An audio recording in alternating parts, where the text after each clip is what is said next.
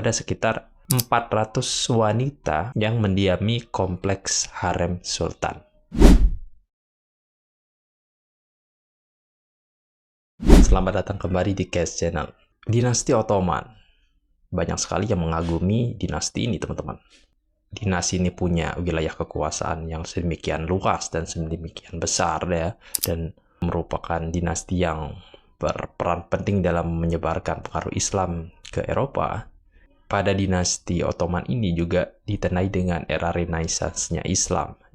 Dinasti Ottoman ini juga punya ketertarikan terhadap ilmu pengetahuan, interest ya terhadap ilmu pengetahuan, di mana ketika masa kepemimpinan Sultan Mehmed II, beliau itu dikenal sebagai seseorang yang sangat cinta terhadap ilmu filsafat yang berasal dari Yunani kuno. Meskipun ilmu pengetahuan yang berupa ilmu filsafat ini ya berasal dari wilayah yang notabene adalah musuh dari dinasti Ottoman, tetapi sang sultan dikenal sebagai orang yang sangat respect terhadap kebudayaan Yunani kuno, teman-teman. Ini ditandai dengan di mana Sultan Mehmed II itu sangat senang dikelilingi oleh para filsuf-filsuf yang ada di kerajaannya, yang ada di istananya untuk diajak diskusi tentang filsafat-filsafat. Salah satunya filsafat yang disukai oleh sang sultan itu rupanya adalah filsafat Aristoteles dan juga filsafat Stoik. Sebegitu luar biasanya kekaisaran Ottoman ini, teman-teman. Diagung-agungkan oleh orang-orang di seluruh dunia, terutama masyarakat Muslim, karena mereka adalah imperium dari dinasti Muslim, Turki Ottoman. Akan tetapi belakangan ini ya teman-teman ya, kita ya seringkali terlalu mengagung-agungkan dinasti Ottoman ini, teman-teman.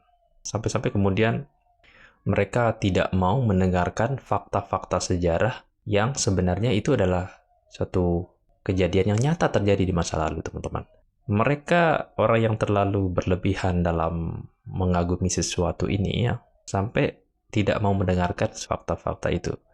Dan sebagaimana kita tahu, teman-teman, setiap empire, setiap kekaisaran yang ada dalam sejarah umat manusia, sebagaimanapun besarnya imperium itu pasti ada punya kekurangan dan kelebihannya masing-masing, teman-teman. Begitu juga dinasti Ottoman. Dinasti Ottoman juga punya sisi gelap. Dinasti Ottoman juga punya sisi kontroversial, teman-teman, yang mungkin jarang diketahui oleh orang. Apa sisi gelapnya? Wah, kalau berbicara tentang sisi gelap dari kekaisaran Ottoman, banyak sih sebetulnya, teman-teman ya. Yang pertama, jarang yang mengetahui kalau sebenarnya Sultan Mehmed II, ya meskipun namanya Sultan Muhammad Al-Fatih gitu kan, tapi sebenarnya dalam catatan sejarah, dia itu dikenal sebagai sosok yang tidak terlalu religius sebetulnya, teman-teman.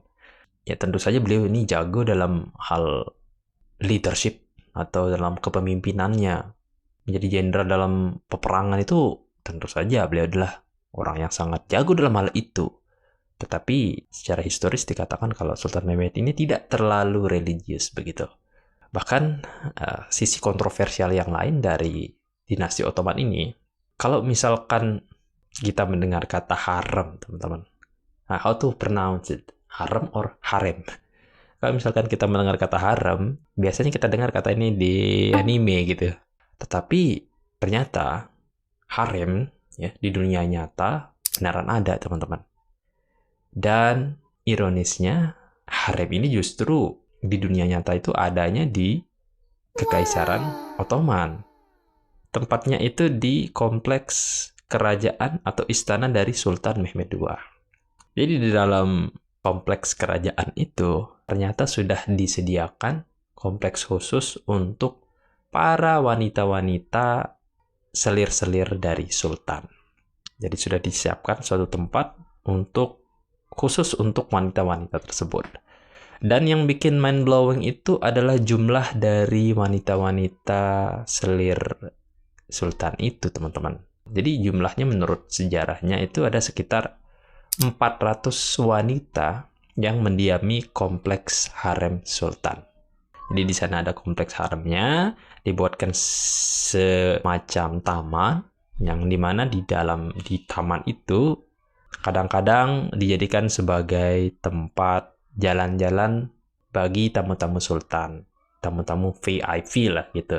Dia nanti kalau misalkan ada tamu Kekaisaran Ottoman, ada tamu, lalu tamunya biasanya diajak untuk jalan-jalan di sekitar taman harem tersebut. Dan di kompleks harem tersebut, di sana sudah disediakan sejumlah kamar yang dimana dalam kamar itu didiami oleh sekitar 3 sampai dengan 4 wanita di situ. Dan dari 400 wanita ini, teman-teman, sebenarnya nggak semuanya sih nanti akan dibawa ke ruangannya sultan, itu enggak, teman-teman. Jadi ya yang dibawa palingnya cuma 10, 12 gitu, puluhan lah begitu. Yang terdekat, yang paling dekat dengan sultan, itu yang akan dibawa. Jadi nggak semuanya adalah selir dari sultan, itu enggak, teman-teman ya. Itu adalah salah satu sisi kontroversial dari Kesultanan Ottoman. Lalu sisi gelap dari dinasti Ottoman yang lain adalah bahwa ternyata ketika dinasti Ottoman sedang melakukan invasi, misalkan katakanlah dia sedang akan menaklukkan suatu kota di Eropa, katakanlah seperti itu, pasukan-pasukan dari Kesultanan Ottoman ini dikenal sebagai pasukan yang tidak kenal ampun terhadap tawanan-tawanan perang. Jadi seringkali tawanan-tawanan perang itu dibantai oleh pasukan Ottoman yang kebanyakan dari mereka itu berasal dari kalangan anak-anak dan wanita. Oleh karena itu, tidak heran kemudian dinasti Ottoman ini sangat-sangat ditakuti, ya. Sultan Mehmed II itu sangat-sangat ditakuti oleh para pemimpin-pemimpin yang ada di Eropa. Bahkan sampai ada seorang paus yang mengatakan kalau misalkan Sultan Mehmed II ini mau menyerang kita, mereka itu bahkan angkat tangan dan mau mengikuti apapun, ya. Mereka rela berada di bawah kekuasaan Ottoman. Mereka rela akan menyerahkan wilayah Eropa itu, ya, dengan syarat, ya, sang sultan mau masuk Kristen dulu. Tapi itu adalah salah satu sisi gelap dari dinasti Ottoman. Ya, jadi poinnya apa di sini, teman-teman? Bahwa setiap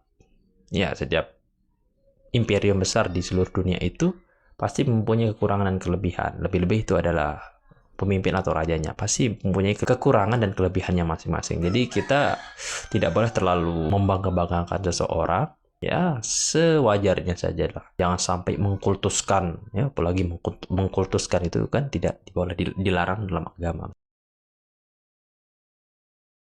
Itu saja mungkin dari saya, teman-teman. Terima kasih sudah menyaksikan dan wassalamualaikum warahmatullahi wabarakatuh.